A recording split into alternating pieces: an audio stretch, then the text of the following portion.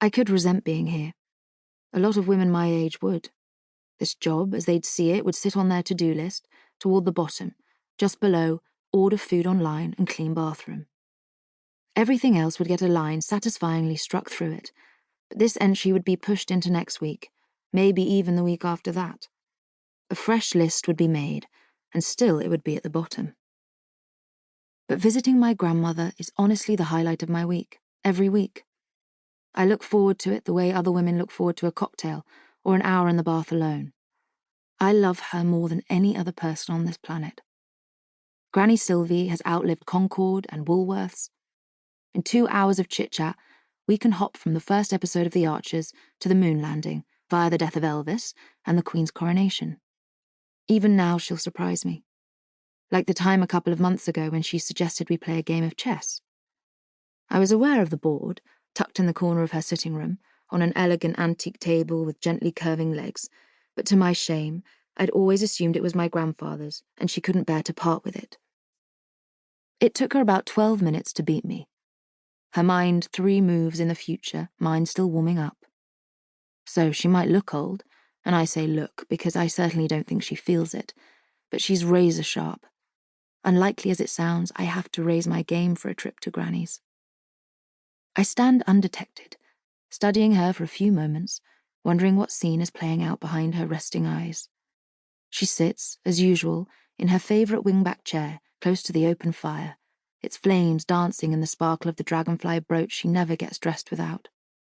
I wonder if instead of staring, I should be rushing to move her backward before the crocheted blanket draped across her lap catches an ember and goes up.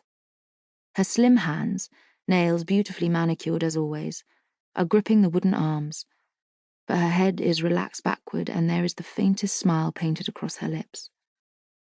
I wonder where her subconscious has taken her today. Back to the fleeting weeks in post-war Paris when she first met my grandfather?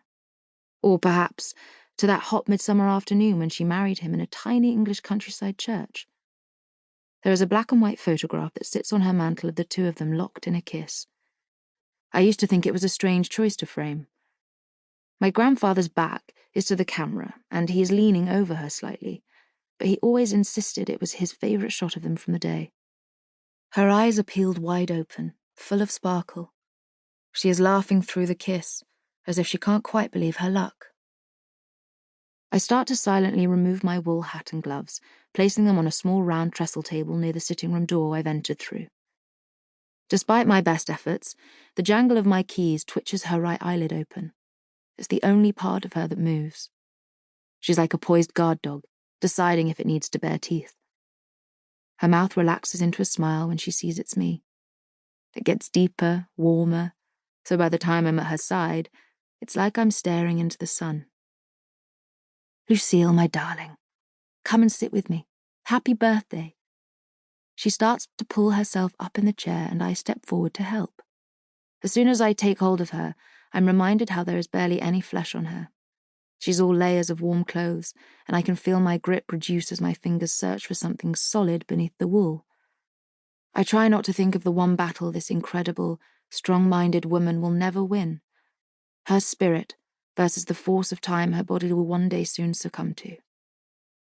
I bend over and plant a kiss on her smooth forehead, which despite the heat from the fire feels cool beneath my lips, and I smirk at the lipstick imprint I leave there. She smells of wood smoke and the more delicate scent of bluebells, the fragrance she has worn for as long as I can remember. How are you doing, Granny? Are you warm enough? Has Natasha been in again this morning? Natasha is the local lady who comes and helps Granny. What started as a bit of cleaning has grown over the years, and Granny is reliant on her now to help her wash, dress, and prepare all her meals for the day ahead, before Natasha returns in the evening to get her ready for bed.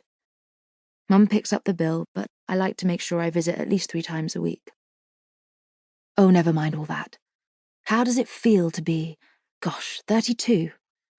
The words shudder out of her, her intonation rising and falling with little control. Her small hazel eyes are watering, and she reaches for a tissue to wipe them.